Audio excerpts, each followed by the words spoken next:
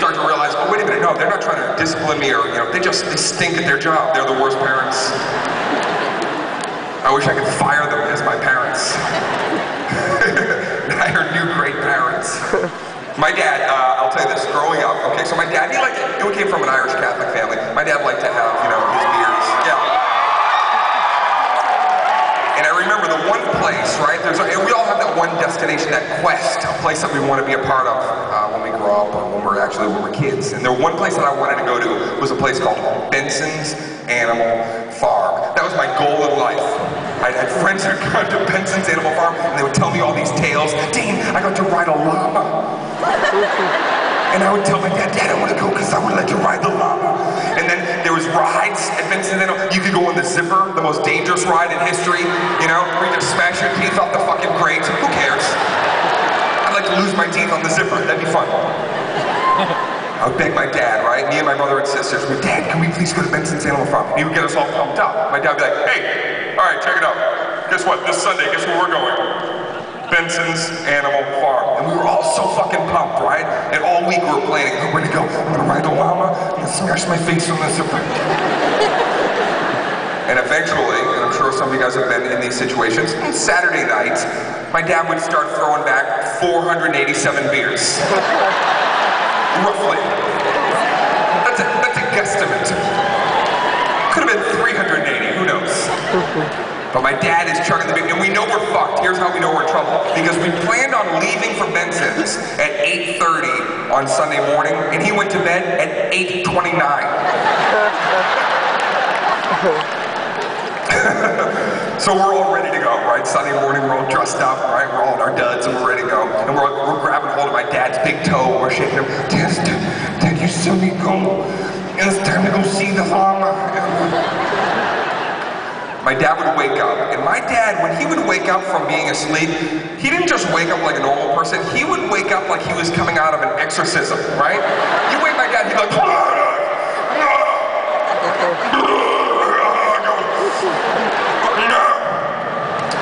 he'd speak Latin backwards.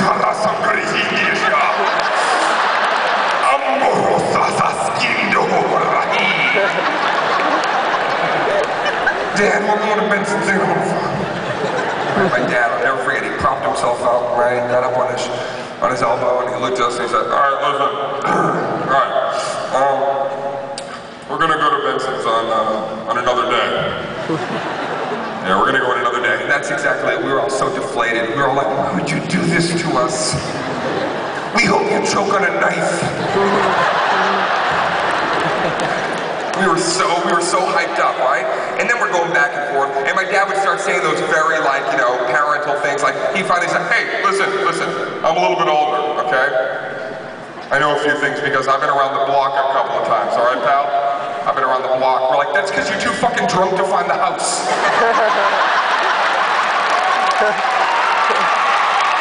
Yes, please. And then he finally hits us with this, and I know everybody here has heard this at one point or another. Very classic parental line. He looked at us when we were all whining and moaning, and he finally goes, hey, listen, look at me for a second. Benson's isn't going anywhere. And I know what you're thinking, Dane, hold on a second. This place sounds like a cavalcade of fun. Where can I partake in Benson's Animal Farm? Well, I'd love to tell you where it is, but it fucking went somewhere. It's gone. It closed 2 weeks later. Forever.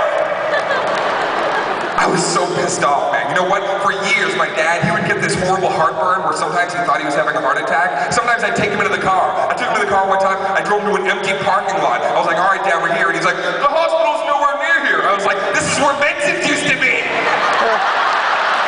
You son of a bitch. And then I hit him with his own line. The hospital, don't worry about it, Bob. The hospital's not going anywhere. I had one of those dads too. I don't know if your dad, my dad used to wear, it was so obnoxious. He used to wear this robe, my dad, right? Oh my God, please. Don't reward him for this behavior. This robe drove my family absolutely insane. It was redonkulous. A couple things about the robe that you guys need to know, just so you really understand why we hated it with such a white-hot passion. First of all, the robe came down to here. Yeah. robe. And it was so old that it wasn't even made of like fabric, it was made of like wheat artifacts that he found in Korea. The belt was like a dead snake skin. It was fucking weird. My dad would wear this robe and he thought he was fucking just a king, man. He'd walk around and strut, he would saunter around the house in his robe. I remember that this was one of the most unforgettable moments of my life. I was a little kid, I was just a little guy, sitting with my dad one morning, watching cartoons. And my dad finally looked at me and he goes, "Hey, you want some cereal? You want something to eat? You want some OJ or something?" And I looked at my dad and I said, "Yeah, Dad, I want some oatmeal, please, in my belly, because it makes me feel nice." I was mildly retarded when I was a kid. Alright, so what? "Dad, I would like some oatmeal. I want it in my belly." And my dad was like, "I'll get you some oatmeal." Just the way he went to get up off the couch, he brought his leg up and the robe opened like a show was about to begin.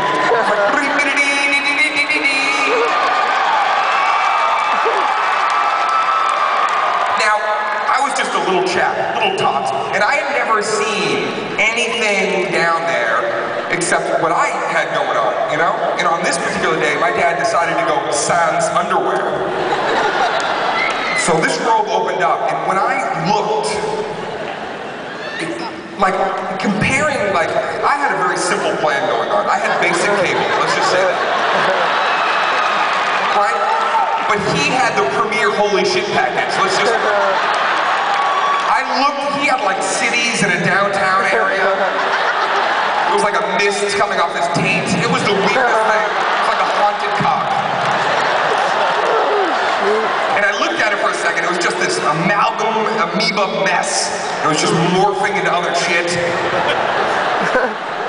And I was like, "Ugh!" And I turned away. But I couldn't, it was like I couldn't not look at it at the same time. I was like, "Oh, no! The worst!" Now my dad, he quickly realized what was going on because he probably felt a breeze or some shit. So I remember seeing my dad, his leg came down and he quickly covered himself up. And he just stared at me for a second, but you know what? The damage was done. For the rest of my life, I'll never forget this moment. It was just me and my dad just staring at each other at the crossroads of life.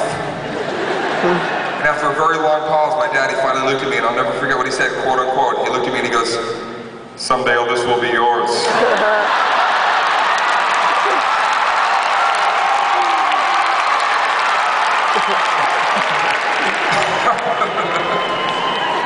And whenever I see that mist coming off my taint,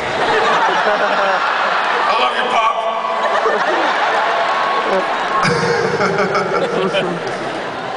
I think about it someday, you know, think about maybe having kids of my own, some shit that I'd like to do, you know. You know, one thing that always fucks me up is sometimes, you ever be watching TV, like it's late at night, and then you come across, there's a commercial on TV that really fucks with our heads, right? You know those commercials with the needy kids, right? Well, here's the thing, I know, I heard some, we'll fucking do something about it. But I do the same thing. I look at the commercial, I go, "Oh," and I look at these kids. And you know these kids, right? They're sitting in they're in a mud puddle, and they're just playing with mud. They're wearing like the most colorful, little cute sweater, right? Just playing in mud. And you know those kids, they have like the most adorable smiles. They look into the camera like this.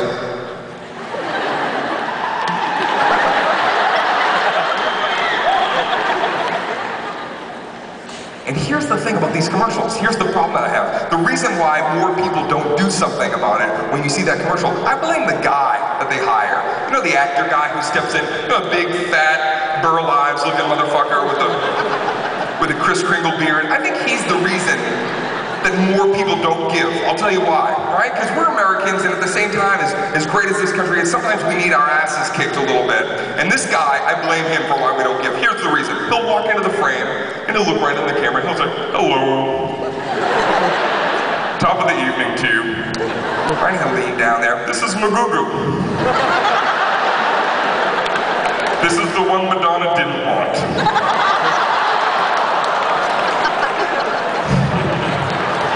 He's back in the mud puddle.